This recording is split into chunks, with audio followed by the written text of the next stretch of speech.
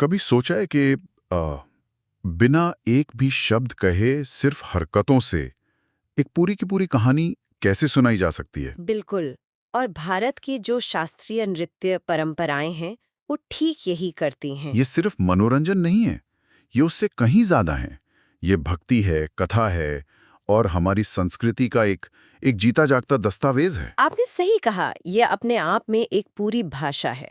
हर मुद्रा एक शब्द की तरह है, हर भाव एक वाक्य की तरह। और आज हम इसी भाषा की गहराई में उतरने वाले हैं। जी, आज की हमारी पड़ताल का विषय है भारत के शास्त्रीय नृत्य। हम ये समझने की कोशिश करेंगे कि इन्हें शास्त्रीय क्यों कहा जाता है और हर शैली की अपनी इतनी अनूठी पहचान क्यों है। इस चर्चा के लिए हमारा आधार है the rhythms of ritual, Indian classical dance traditions. तो हमारा मकसद साफ है, इन नृत्य शैलियों के उद्गम और उनके महत्व को समझना। हम्म। तो सबसे पहले इसी सवाल से शुरू करते हैं। जब हम कहते हैं शास्त्रीय नृत्य, तो इसका इसका मतलब क्या है? ये किसी भी आम लोक नृत्य से अलग कैसे है? जो शास्त्रों पर आधारित हो। हमारे स्रोत के अनुसार इसकी एक तय तकनीक है, एक पूरा व्याकरण है। एक भाषा की तरह। बिल्कुल एक भाषा की तरह। इसमें भाव यानी इमोशंस, मुद्राएं मतलब हाथ के इशारे और ताल यानी रिदम का एक बहुत ही अनुशासित ढांचा होता है। और इन सब का आधार ग्रंथ। इन सब का मूल ग्रंथ है भरत मुनि का नाट्यशास्त्र। तो ये सिर्फ एक कला नहीं हुई, ये तो एक तरह की साधना हुई, जिसमें शरीर और मन दोनों का अनुशासन शामिल है। जी। और यहाँ स्रोत में एक बात है जो सच में दिमाग घुमा देती है। ये परंपरा लगभग 2000 से 2500 साल पुरानी है। हाँ, ये हैरान करने वाली बात है। 2000 साल! मतलब जब दुनिया की कई बड़ी सभ्यताएं बन रही थीं और मिट रही थीं, तब से ये परंपरा चली आ रही है। जी, नाट्यशास्त्र की रचना का समय भी लगभग 200 ईसा पूर्व से 200 ईस्वी के बीच का माना जाता है। तो आज के दौर में उस असली स्वरूप का कितना हिस्सा बचा होगा? ये बहुत दिलचस्प सवाल है। देखिए, स्वरूप थोड़ा बदला है, पर आत्मा वही है। स्रोत के अनुसार इन नृत्यों की यात्रा शुरू हुई मंदिरों से। ये ईश्वर की पूजा का एक तरीका था। एक तरह की सेवा। बिल्कुल, एक भक्ति और सेवा। फिर धीरे धीरे ये कला मंदिरों से निकलकर राज दरबारों में पहुंची। जहां उसे राजाओं का संरक्षण मिला। हाँ, और वहां इसमें श्रृंगार और प्रदर्शन के नए तत्व जुड़ गए और फिर आखिर में ये आम जनता के लिए मंच पर आई। तो ये एक सफर है, मंदिर से मंच तक का। मंदिर से मंच तक का सफर, बहुत खूब। चलिए, तो इसी सफर पर आगे बढ़ते हैं। भारत में 8 प्रमुख शास्त्रीय नृत्य शैलियां हैं। जी, जिन्हें सरकार द्वारा मान्यता प्राप्त है। एक एक करके देखने की बजाय क्यों ना हम उन्हें उनके उद्गम के हिसाब से देखें। जैसे शुरुआत उन नृत्यों से करते हैं जिनकी जड़ें सबसे ज्यादा मंदिरों से जुड़ी हैं। बहुत अच्छा विचार है। जैसे भरतनाट्यम और ओडिसी। हाँ, भरतनाट्यम जो तमिलनाडु से है वो इसका सबसे बड़ा उदाहरण है। उसे अक्सर सभी शास्त्रीय नृत्यों की जननी भी कहा जाता है। अच्छा। ये पूरी तरह से नाट्यशास्त्र के सिद्धांतों पर आधारित है। इसकी जो ज्यामितीय मुद्राएं हैं, साफ सुथरी रेखाएं और भाव भंगिमा पर जोर, ये सब सीधे तौर पर मंदिरों की मूर्ति कला से प्रेरित लगता है।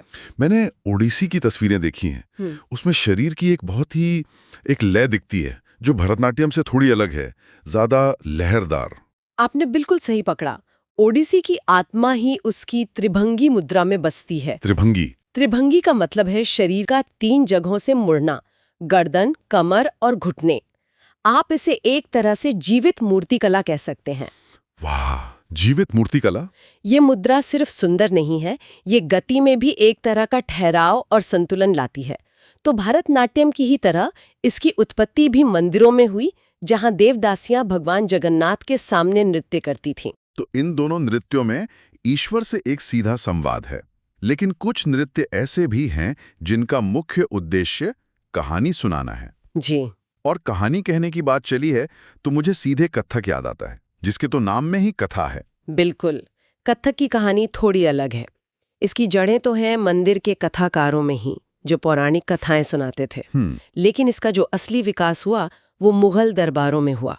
तो यहाँ हम उस मंदिर से मंच वाली यात्रा का एक बिल्कुल अलग रूप देखते हैं। ये मंदिर से निकलकर राज दरबार तक पहुंचा। हाँ, इसीलिए इसमें भक्ति के साथ साथ तहजीब, नजाकत और एक तरह का दरबारी प्रदर्शन भी शामिल हो गया। और वो जो तेज चक्कर और पैरों का काम होता है कथक में, वो तो कमाल का है। जी, जो चीज इसे बाकी कथा नृत्यों से अलग करती है वो है इसका गणित। कथक के ताल और घुंघरुओं की आवाज सिर्फ संगीत नहीं है, वो एक तरह की एक गणितीय सटीकता है। अच्छा। वो जो तेज चक्कर हैं वो सिर्फ देखने में सुंदर नहीं लगते, वो कलाकार के संतुलन और लय पर पूरे नियंत्रण का शिखर दिखाते हैं। कहानी कहने का एक और रूप हमें आंध्र प्रदेश के कुचिपुड़ी में भी मिलता है, लेकिन वो कथक से काफी अलग लगता है। जी, कुचिपुड़ी एक नृत्य नाटिका है। उसमें सिर्फ नृत्य नहीं होता बल्कि संवाद और अभिनय भी होते हैं। अच्छा, तो ये एक तरह का थिएटर है। हाँ बिल्कुल, परंपरागत रूप से इसे भी पुरुष कलाकार ही करते थे जो गांव-गांव जाकर प्रदर्शन देते थे। इसकी एक बहुत ही खास प्रस्तुति होती है कौन सी? जिसमें नर्तक पीतल की थाली के किनारों पर खड़े होकर नृत्य करता है। ये संतुलन और कला का एक अद्भुत प्रदर्शन है। यहाँ एक बहुत दिलचस्प बात सामने आ रही है। केरला से दो शैलियों का जिक्र है, कथकली और मोहिनीअट्टम। और ये बहुत अजीब है क्योंकि दोनों एक ही जगह से हैं, लेकिन एक में इतनी नाटकीयता और कह सकते हैं कि पुरुष ऊर्जा दिखती है, हाँ, तो दूसरी इतनी कोमल और स्त्री प्रधान है। ये भारतीय कला की सबसे खूबसूरत बातों में से एक है। एक ही संस्कृति में ये दो सिरे कैसे विकसित हुए?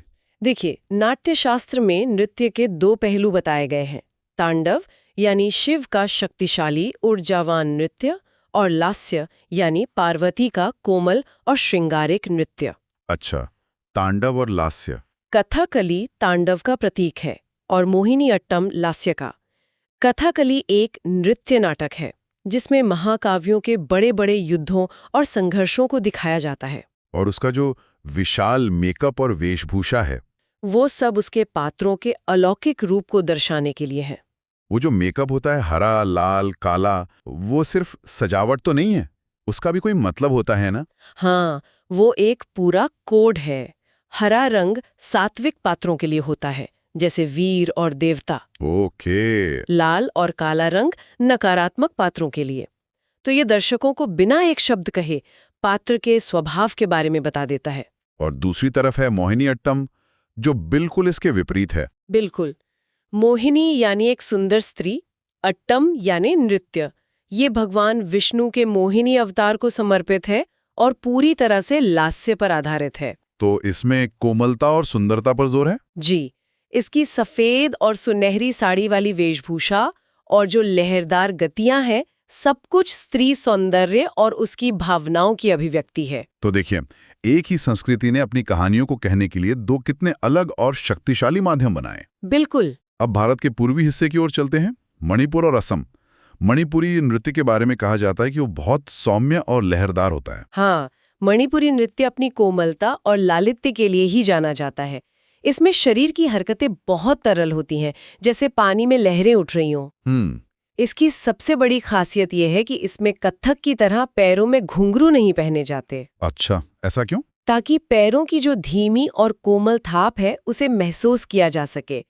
ये नृत्य मुख्य रूप से राधा और कृष्ण की प्रेम लीलाओं यानी रास लीला पर आधारित है। तो इसका मकसद भक्ति और आध्यात्मिकता का माहौल बनाना है। बिल्कुल। और हमारी सूची का आखिरी नृत्य है सत्रिया, जो असम से है।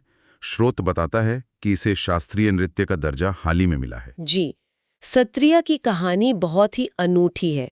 ये 15वीं सदी में महान संत शंकर देव द्वारा असम के सत्रों यानी मठों में विकसित हुआ। मठों में? हाँ, इसका उद्देश्य भगवान कृष्ण की कहानियों के जरिए वैष्णव भक्ति का प्रचार करना था और ये सैकड़ों सालों तक मठों के अंदर ही सीमित रहा, एक अध्यात्म साधना के रूप में। तो ये मंच पर कब आया? 20वीं सदी में जाकर ही ये मठों से बाहर आया और फिर इसे शास्त्रीय नृत्य के रूप में मान्यता मिली। तो इसका मंदिर से मंच तक का सफर बाकियों से बहुत अलग और नया है। तो इन सभी 8 शैलियों को समझने के बाद अगर हम इन सबको जोड़कर देखें तो बड़ी तस्वीर क्या बनती है? इन सभी विविध शैलियों में कोई साझा सूत्र है? यहाँ एक बहुत ही दिलचस्प पैटर्न उभर कर आता है। क्या? साझा सूत्र सिर्फ भक्ति और कहानी कहना नहीं है, उससे भी गहरा एक सूत्र है, शरीर को अभिव्यक्ति का माध्यम बनाना। इन सभी नृत्यों में शरीर एक ऐसा साधन है जिससे आप दर्शन, साहित्य और आध्यात्मिकता को व्यक्त कर सकते हैं। और दूसरा सूत्र है रस की अवधारणा। हर नृत्य का अंतिम लक्ष्य दर्शक के मन में एक विशेष रस या भाव जगाना है, चाहे वो श्रृंगार हो, वीर रस हो या शांत रस हो। तो ये सिर्फ कला नहीं, बल्कि हमारी पौराणिक कथाओं, हमारे दर्शन, हमारी संस्कृति को एक पीढ़ी से दूसरी पीढ़ी तक पहुंचाने का एक बहुत शक्तिशाली जरिया है। बिल्कुल। हर